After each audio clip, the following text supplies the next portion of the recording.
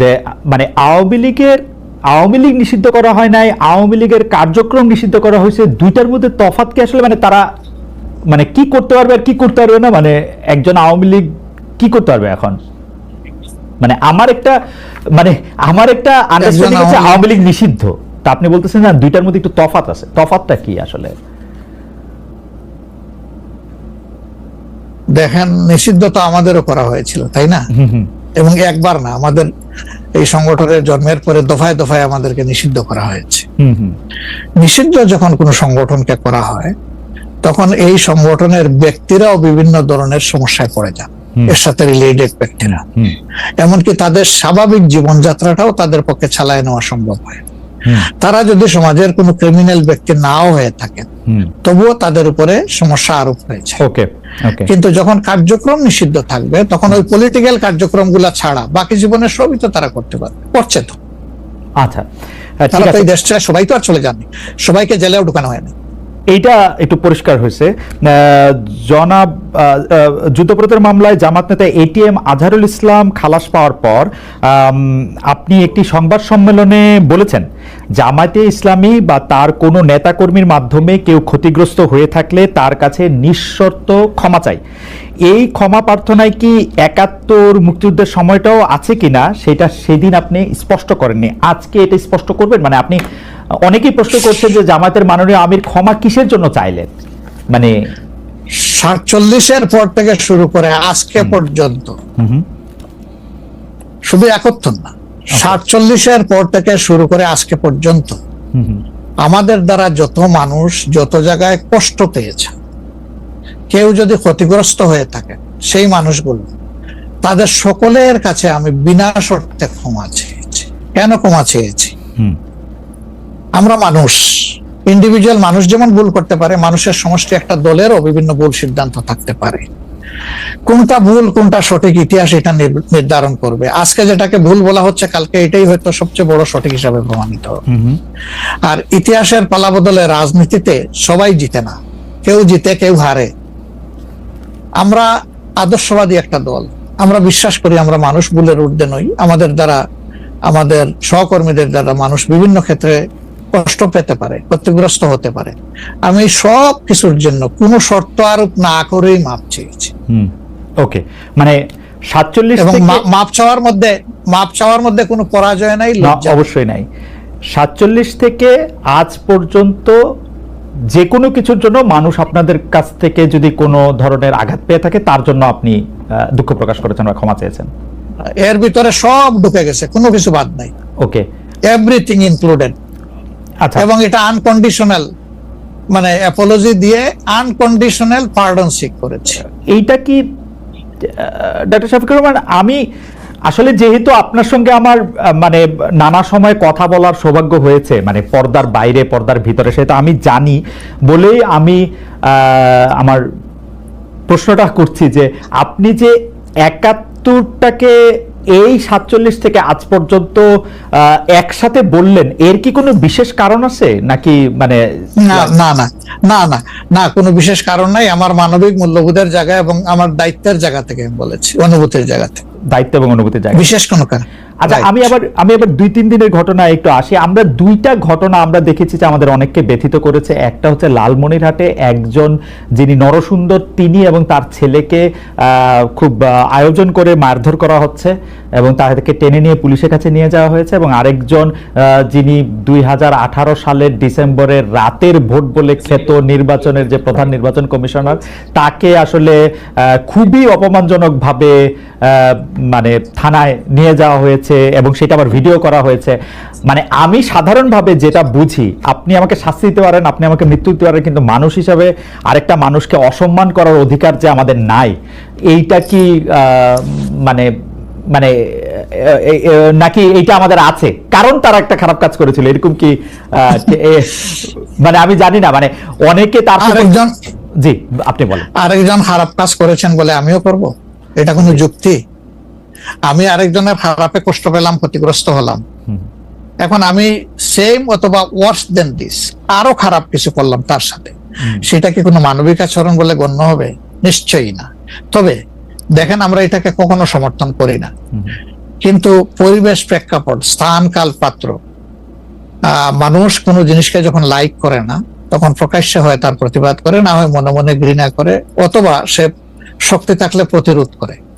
এই তিনটা স্টেজ থাকে, এটা হাদিসের ভাষা অনুযায়ী।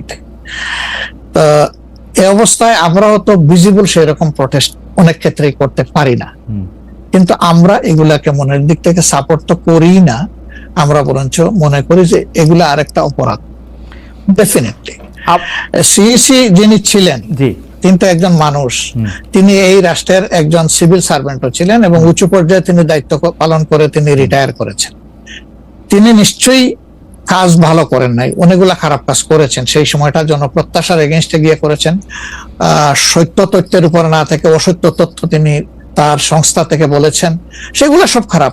তো তার জন্য তো আদালত আছে, কিন্তু আদালতে যাবেন, আমি তাকে আদালতে নিয়ে যাই, আইনের আওতায় নিয়ে যাই, কিন্তু আইন আমার হাতে আমি তুলে নেবো কেন? এটা তো কোনো অবস্থায় আমরা সমর্থন করবো না। এই জন্য আপনার স্মরণ থাকার কথা, 5 তারিখ রাত্রেই আমরা ঘোষণা করেছি যে ব্যক্তিগতভাবে আমরা কারো উপর থেকে কোনো প্রতিশোধ নেব না, এবং আমরা নেইনি। আমাদের 2-1টা ব্যতিক্রম ঘটনা ঘটেছে, আমরা তাদেরকে শাস্তি দিয়েছি, আমরা ছাড় দেই নাই কাউ। আমাদের এই ঘটনাগুলো র্যান্ডম না, ব্যাপক না, 2-1টা বিচ্ছিন্ন ঘটনা, আমরা কাউকে ছাড় দেই।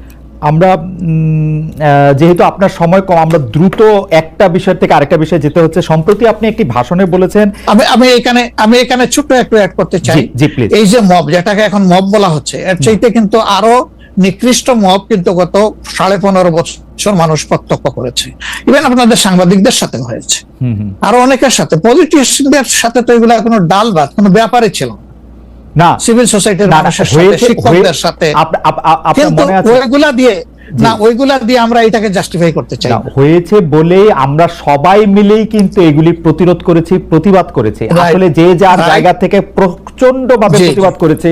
আমার মনে আছে ডয়েচে ভেলেতে থাকতে আমি একবার শেখ হাসিনার নাম করে এতবার বলতেছিলাম যে কেন তিনি এটি করবেন, কেন তার এটি সমালোচনা করা যাবে না, এবং কেন তার এটা, মানে আমার মনে আছে যে মানে আমার সাংবাদিকতায় আমি কোনো সময় অ্যাক্টিভিজম করতে চাই না বা অ্যাক্টিভিজমের জায়গা থেকে, কিন্তু এইগুলির প্রতিবাদ আমরা সবাই মিলেই আসলে করেছিলাম, যে যার অবস্থান থেকে। রাজনীতিবিদরা এখনো আমাদেরকে করতে হবে, এখনো যদি আমরা সেই জায়গার মধ্যেই থাকি এবং কেউ কেউ আমরা এটা বলি যে তারা করেছে সেজন্য এটা ঠিক আছে, সেইটার ব্যাপারে আপনার কাছে বিচার দিতে চাইছি।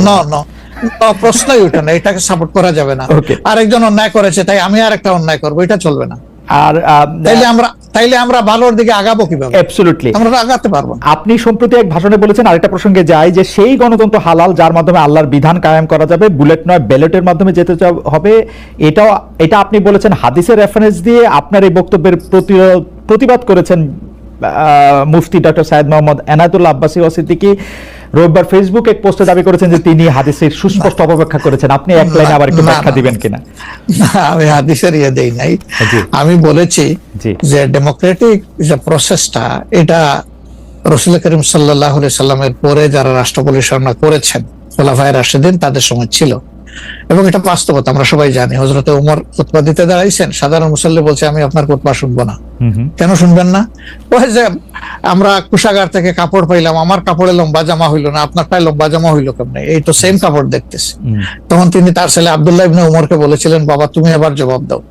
তিনি দাঁড়াইয়া বললেন যে দেখেন, বাবা তো রাষ্ট্রের দায়িত্বশীল, তার সাথে বিভিন্ন বিদেশি প্রতিনিধি দল আসে, রাষ্ট্রের সম্মানে আমি বাবাকে বলেছিলাম যে বাবা আমাদের পোশাক 2 টুকরা করে কাটার দরকার নাই, আপনি অনুমতি দিলে আমি কুশাগারকে রিকোয়েস্ট করতে চাই যে আমাদের 2 পিস না কেটে দিয়ে দেওয়ার জন্য, সেটা দিয়ে আপনি জামা বানাবো। তো আমার বাবা এবং আমার 2 পিস মিলে উনার 1 পিস হয়েছে, এবং তাই উনার জামা লম্বা। তো লোকটা বসে আল্লাহ শুকরিয়া আদায় করে বললেন যে খলিফাতুল মুসলিমিন, এবার আপনি আপনার খুতবা দেন, আমি শুনবো, মন ভরে শুনবো। তো এই দেখেন, এটাই তো বিউটি অফ ডেমোক্রেসি। ওই যে আপনি ফ্রিডম অফ এক্সপ্রেশন বললেন, এর চাইতে ভালো ফ্রিডম অফ এক্সপ্রেশন কোথায় পাবেন আপনি? আমি বলেছি যে না, গণতন্ত্র হচ্ছে এটা কোনো ইজম না, এটা আপনি নিজেও জানেন।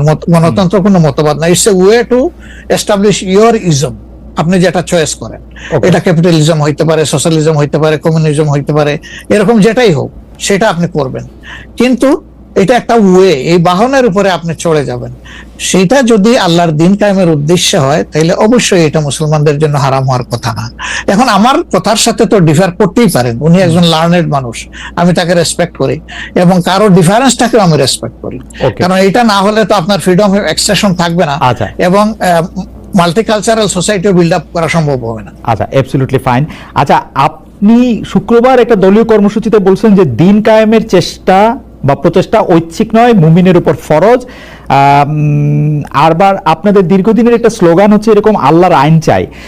এখন একটি নতুন প্রচারণা, মানে অনেক দলকেই ক্ষমতায় দেখা যায়, মানে জামাত ইসলামের একটা নতুন প্রচারণা এরকম যে অনেক দলকে ক্ষমতায় দেখা হয়েছে, জামাতকে একটিবার সুযোগ দেওয়া হোক, আপনারা যদি নির্বাচনে জিতে ক্ষমতায় যেতে পারেন তাহলে কি বর্তমান ব্যবস্থা পাল্টে কোরআন সুন্নাহ ভিত্তিক শাসন বা শরিয়া আইন, শরিয়া ব্যবস্থা চালু করবেন? আসলে দেখেন, কোরআন সুন্নাহ ভিত্তিক মানে অনুশাসন যেটা, এটার ব্যাপারে সমাজের পারসেপশনের ভিন্নতা আছে।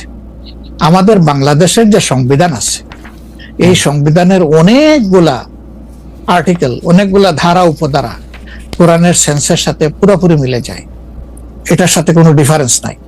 আবার কিছু কিছু ধারা আছে সেখানে কনফ্লিক্ট, কন্ট্রাডিকশন আছে। ওরকম পরিবেশ পরিস্থিতি যখন আসবে, জনগণের প্রত্যাশার আলোকে এটা মানে সবার সাথে ইন্টারেক্টিভ হয়, সবাইকে সাথে নিয়েই ইনশাআল্লাহ ভালো জিনিসগুলোকে আমরা ইনপুট দেব আল্লাহ থেকে। তবে এটাও মনে রাখার বিষয় যে কোরআনী শাসন হঠাৎ করে আল্লাহ তাআলা এস্টাবলিশের হুকুম দেন নাই, it was a gradual process. For example মাদক কিন্তু দুনিয়ার কেউ কিন্তু এটাকে অ্যাপ্রুভাল দেয় না, বাট এটার প্র্যাকটিস সব জায়গায় আছে, এটা বাস্তবতা। তো সেই মদ যখন হারাম ঘোষণা করা হয়, নিষিদ্ধ করা হয়, তখন কিন্তু 3 পর্যায়ে গিয়ে চূড়ান্তভাবে এটা নিষিদ্ধ করা হয়েছিল। তো এটা গ্রাজুয়াল একটা প্রসেস। আপনি একটা ক্রাইম থেকে, দীর্ঘদিনের প্র্যাকটিস থেকে মানুষকে সরাবেন, আল্লাহ তাআলার সেই বিধানকে অনুসরণ করেই আমরা আগাবো ইনশাআল্লাহ। 5 আগস্টের পর থেকে বিএনপির পক্ষ থেকে যেহেতু জাতীয় নির্বাচনের দাবি জানানো হয়েছিল, এটা নিয়ে অনেক তাদেরকে রঙ্গব্যঙ্গ করা হয়েছে। জামায়াতে ইসলামী মাঝামাঝি থেকে ফেব্রুয়ারি ইলেকশনের কথা বলেছে, রোজার পরের ইলেকশনের কথা বলেছে, রোজার আগের ইলেকশনের কথা বলেছে, কিন্তু আমরা দেখতে পাচ্ছি জামায়াতে ইসলামী 300 আসনে প্রার্থী ঘোষণা করে ফেলেছে। আপনারা যদি পরে কোনো রাজনৈতিক জোট করেন বা পরে যদি কোনো ধরনের রাজনৈতিক সমঝোতার মাধ্যমে জাতীয় সরকারের একটা আবহ তৈরি হয়, তাহলে কি হবে? আপনারা এখনই জোট ঘোষণা করে ফেলেছেন, সেটা কেমন হলো? আলহামদুলিল্লাহ, এটা আমাদের সাথে যাদের ইন্টারেকশন আছে তারা সবাই জানেন। আমরা বলেছি যে এটা আমাদের অফিসিয়াল ঘোষণা না, এটা হলো প্রাথমিক সিলেকশন, এবং সমস্ত আমাদের নমিনি যারা হবেন তাদেরকে সেম মেসেজ দেওয়া হয়েছে যে জাতীয় বৃহত্তর স্বার্থে যে কোনো সময় যে কোনো পরিবর্তন যে কোনো আসনে আসতে পারে। আমাদের সংগঠন এটার জন্য পূর্ণ প্রস্তুত। প্রয়োজনে আমার থেকেই পরীক্ষা শুরু হবে, কোনো অসুবিধা নেই। আপনার কাছে ছোট একটি পরীক্ষা, সেটি আপনার পরীক্ষা না, আপনার কাছে একটি ছোট পরীক্ষা। আপনি কুষ্টিয়া 3 সদর আসনে জামাত ইসলামের এমপি প্রার্থী হিসেবে ঘোষণা করা হয়েছে জনপ্রিয় ইসলামী বক্তা জনাব আমির হামজাকে, কিন্তু এদিকে আবার জামাতি ইসলামীর শুরা সদস্য জনাব ফরাজ হোসেন রয়েছেন, তার নামও জোরে সোরে শোনা যাচ্ছে। অনেকে বলছেন যে তৃণমূল জামায়াত আসলে পছন্দ করে নাই হঠাৎ করে এরকম একজনকে মনোনয়ন দেওয়া। এই বিষয়টাকে আসলে আপনি কিভাবে দেখেন? শুধু জনপ্রিয় না, নট দ্যাট। আমরা যখন কোনো জায়গায় নমিনি সিলেকশন করি তখন 2টা জিনিস আমরা বিবেচনায় নেই। একটা হলো যে এই নমিনির ব্যাপারে স্থানীয় সংগঠনের যারা নেতাকর্মী আছেন তাদের দৃষ্টিভঙ্গি কি, 2 নম্বর হচ্ছে জনগণের দৃষ্টিভঙ্গি কি। এই 2টা বিষয়কে আমরা বিবেচনায় নিয়েই প্রার্থী সিলেকশন করি। এবং এটা যেগুলো শুনতেছেন, অনেক সময় আমাদেরকে অতি ভালোবাসেন যারা, যে আপনি একবার আমাকে জিজ্ঞেস করলেন যে আপনাদের ব্যাপারে এত বিরোধিতা করে কেন, আমি বলছিলাম যে তারা অত ভালোবাসে তো অনেক বেশি, এই জন্য আমাদেরকে নিয়ে কসলাইতে হবে। জনাব আমির হামজার বিরুদ্ধে যে দুটি বক্তব্য বেশি সামনে আসছে, তিনি একবার বলেছিলেন যে তার 14 গোষ্ঠী সবাই আওয়ামী লীগ করেন। 2 নম্বর হচ্ছে যে এই জুন মাসেও জনাব আমির হামজা নিজ এলাকায় মোটরসাইকেল শোডাউন করেছেন, যেই শোডাউনের রাজনীতি অ্যাপারেন্টলি আপনারা উৎসাহ দেন না, কিন্তু তাকে এটি করতে দেখা যাচ্ছে। হ্যাঁ, আমরা তার দৃষ্টি আকর্ষণ করেছি। ওকে, আমরা এই ব্যাপারে দৃষ্টি আকর্ষণ করেছি যে পাবলিক ইনকনভিনিয়েন্স হয় এমন কোনো কাজ আমরা করব না, যত দূর সম্ভব এটা আমরা অ্যাভয়েড করে চলবো। এটা আচ্ছা, আমরা আরেকটা প্রসঙ্গে আসি যে লন্ডনে ডক্টর মোহাম্মদ ইউনূস এবং জনাব তারেক রহমানের বৈঠকের পর যৌথ বিবৃতির প্রসঙ্গে জামায়াতে ইসলামী একটা শক্ত অবস্থান নিয়েছে। তারা বলেছে যে বৈঠককে তারা স্বাগত জানিয়েছেন, কিন্তু যৌথ বিবৃতিটা তারা পছন্দ করেন নাই। এই কারণে জাতীয় ঐক্যমত্য কমিশনে তাদের অংশগ্রহণও তারা একদিনের জন্য বয়কট করেছেন, মানে আপনারা বয়কট করেছেন। পরে আবার ডক্টর মোহাম্মদ ইউনূস আপনাকে ফোন করেন এবং সেই টেলিফোনের পরে আপনি ডক্টর মোহাম্মদ ইউনূস টেলিফোনে কি বলেছিলেন আপনাকে, সেটাকে আমাদের একটু বলা যাবে? না, উনি আসলে সেখানকার পরিবেশটাই তুলে ধরেছেন সামগ্রিকভাবে যে কেন উনি এটা করতে গেলেন। আমাদের কনসার্নের জায়গা ছিল যে তিনি নির্বাচনের একটা টাইম লাইন, ডেট না, একটা টাইম লাইন ঘোষণা করেছিলেন যে এটা 1st of April কোনো একটা সময়ে নির্বাচন অনুষ্ঠিত হবে এবং নির্বাচন কমিশন সেই ব্যাপারে তারিখ নির্ধারণ করে তারা শিডিউল দেবে। এটা কিন্তু সবগুলা দলের সাথে সিরিজ অফ টকের পরে, উনি সরাসরি আলোচনার পরে এটা করেছিলেন। এরপরে তিনি লন্ডনে গিয়েছেন। তারেক রহমান সাহেব যেহেতু দেশে নেই এবং তিনি কার্যত বিএনপির এখন হইলেন নির্বাহী প্রধান, ভারপ্রাপ্ত চেয়ারম্যান, তো তার সাথে একটা বৈঠক হওয়াই উচিত, হইতেই পারে। এটা তো ভালো, এটা খারাপ কি? রাজনীতিতে ডায়ালগই তো উত্তম সমাধান। এবং বিএনপির কিছু কনসার্ন ছিল, তার সাথে আলোচনার মাধ্যমে সেটা যদি দূর হয় এটা তো ভালো, জাতীয় জীবনের জন্য ভালো, জাতীয় রাজনীতির জন্য ভালো। কিন্তু যেটা সকল দলের সাথে আলোচনা করে তিনি একটা টাইম লাইন দিলেন, শুধুমাত্র একটা দলের সাথে আলোচনা করে সেটা থেকে এইভাবে তার প্রকাশ্যে ঘোষণা দেওয়া, যদিও তিনি ডেফিনেটলি বলেন নাই যে রমজানের আগেই হবে, তিনি বলেছেন যদি এই জিনিস ফুলফিল করা যায় তাইলে সেটা আগেও চিন্তা করা যেতে পারে, কিন্তু সেটা ভালো হতো।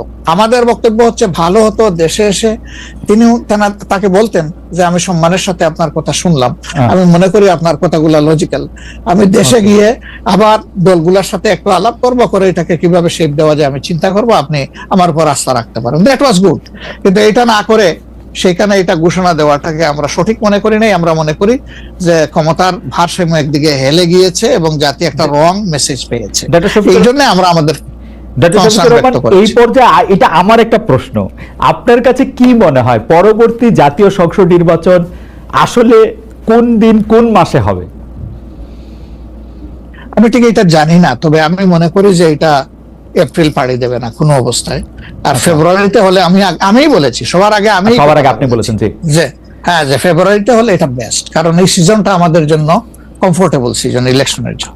আপনার কাছে কি মনে হয় আপনার মনে কি এরকম একটা সম্ভাবনা আপনি দেখতে পান যে এটা রমজানের পরেও আসলে যেতে পারে? সেই ক্ষেত্রে রমজানের সময় আপনাদের ক্যাম্পেইন করতে হবে।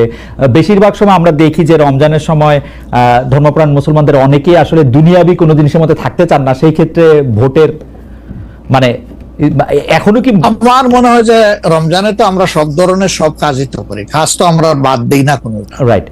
অফিস আদালত ব্যবসা বাণিজ্য সবই তো করি, খেত খামার